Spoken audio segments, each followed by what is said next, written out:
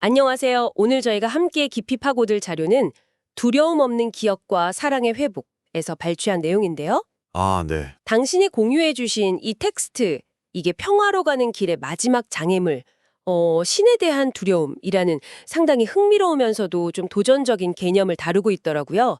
이 자료가 궁극적으로 전하려는 메시지, 그 핵심은 뭘까요? 네. 이 텍스트는 그러니까 우리가 본래자 근원과의 하나됨을 기억해내는 것을 가로막는 최후의 그 심리적 장벽에 대해 이야기하고 있습니다. 여기서 신에 대한 두려움이라는 게요. 사실 어떤 외부의 절대자를 무서워한다. 이런 뜻이라기보다는요. 아, 그런 게 아니군요. 네. 완전한 합일 상태. 그러니까 분리된 자, 에고라고 하죠. 그 에고가 사라지는 것에 대한 깊은 저항감. 뭐랄까 그런 걸로 해석하는 게 더 맞을 것 같아요. 사실 이건 큰 변화 앞에서 익숙하지만 고통스러운 현재를 놓지 못하는 우리 안에 그런 보편적인 심리적 관성하고도 좀 맞닿아 있는 지점인 것 같고요. 그렇군요. 변화에 대한 저항감이라니, 그렇게 들으니까 좀 더 와닿는 것 같습니다. 텍스트는 이 두려움을 무거운 베일에 비유하잖아요. 네, 맞아요. 그 베일 너머에는 기쁨으로 빛나는 그리스도의 얼굴, 그러니까 분열되지 않은 순수한 인식 상태가 있다고 하는데, 근데 왜 이 베일이 그걸 가리는 걸까요? 특히 죽음에 대한 두려움이 사라져야만 이 베일이 걷힌다는 점이, 네, 좀 흥미로웠어요. 바로 그 지점입니다. 텍스트에 따르면요. 이 베일은 죽음에 대한 믿음, 그리고 심지어는 그 죽음에 대한 어떤 은밀한 끌림으로 단단히 유지된다고 해요. 끌림이요? 죽음에 대한? 네, 마치 우리가 무의식적으로 에고와 이 베일은 절대 들추지 말자. 그러니까 분리된 상태를 유지하고 합일, 즉 사랑은 잊어버리자. 이렇게 약속이라도 한 것처럼요. 이 신에 대한 두려움이 결국 자기 자신과의 완전한 분리를 유지하려는 마지막 보루. 뭐 그런 셈이죠. 하지만 죽음에 대한 믿음이 우리를 구원하는 것처럼 보인다는 구절은 저도 읽으면서 좀 받아들이기 어려울 수도 있겠다는 생각이 들었거든요. 죽음이 없다면 오히려 진짜 삶을 두려워하게 된다는 건데요. 이 역설적인 부분을 좀 더 풀어주시겠어요?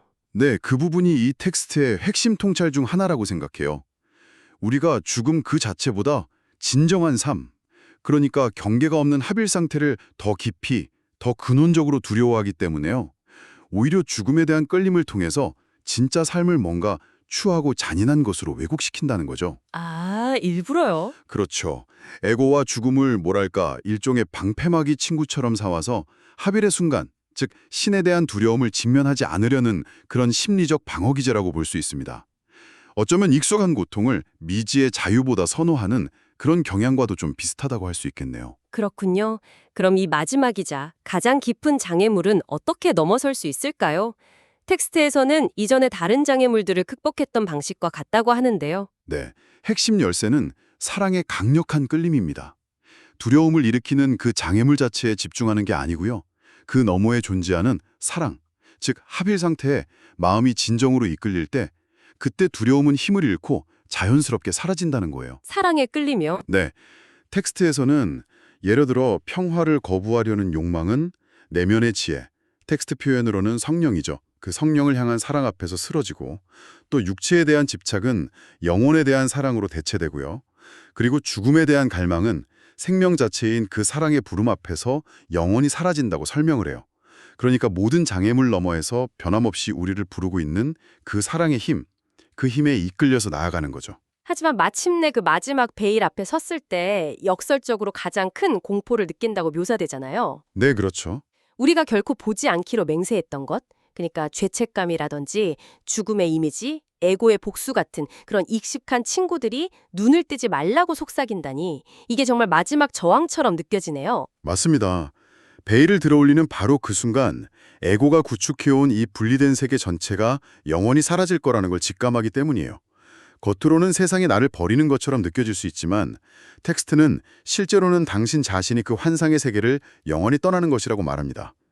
뭐랄까 익숙했던 감옥을 떠나는 순간의 두려움과 비슷하다고 할까요? 아, 그래서 이 지점에서 눈을 뜨고 베일 너머를 보는 행위가 자신의 의지를 재확립하는 것과 연결되는 거군요.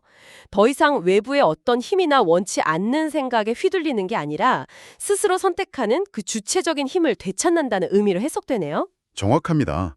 그리고 정말 중요한 점은요.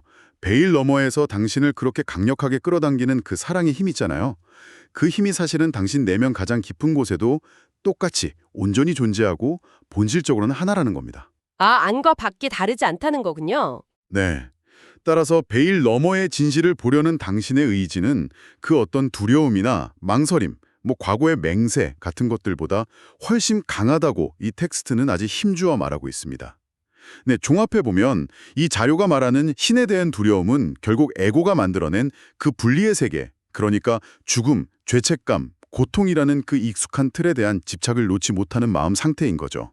그리고 이걸 넘어설 힘은 그 베일 너머에 있는 그리고 동시에 당신 내면 가장 깊은 곳에 자리한 사랑과 합일의 강력한 이끌림을 알아차리고 그것을 향해 나아가려는 당신 자신의 의지를 선택하는 데서 온다고 그렇게 볼 수 있겠습니다. 오늘 함께 나눈 이야기들을 바탕으로 마지막으로 당신에게 이런 질문을 한번 남겨보고 싶네요. 이 텍스트의 주장처럼 당신을 저 너머에서 끌어당기는 그 무언가가 당신 안에도 온전히 하나로 존재한다면 당신 스스로 그어놓은 그 한계선 너머를 응시하는 것은 과연 어떤 경험일까요? 이 질문을 잠시 마음에 품어보시는 건 어떨까 합니다.